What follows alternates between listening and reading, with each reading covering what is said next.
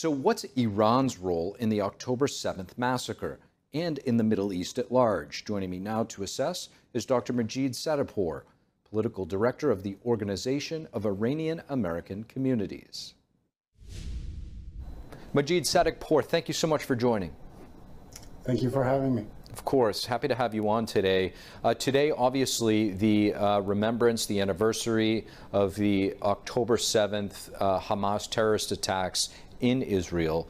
If you could sort of tell us, we all often hear that Hamas and Hezbollah are proxies of Iran. What role exactly did Iran play in this attack, in your opinion? Of course. Iran has had a role in creation of terrorist groups and proxy groups across the Middle East since the early 1980s. And the purpose of Iran creating these groups was to literally leverage the terrorism that ensues to essentially handcuff decision-making by Western nations.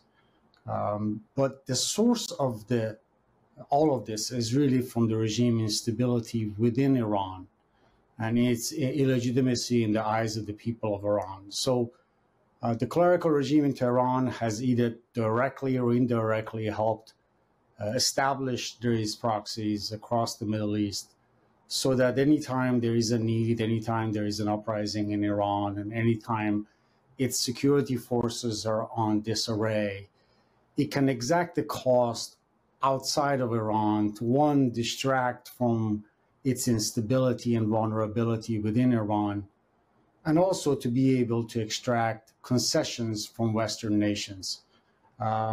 The latter, this recent development since last year really is helped by the regime in Tehran, in large part because it has yet to recover from the uprisings that began in September of 2022 with the Mahsa Amini uprising, most people know it as. And so unable to crush dissent across the country with ongoing protests across the nation, its security forces were under enormous amount of stress and morale extremely low. And it certainly needed an external distraction, and it achieved it so with this scenario. But unfortunately, as we see, every day that passes, it ends up engulfing the regime itself in its entirety.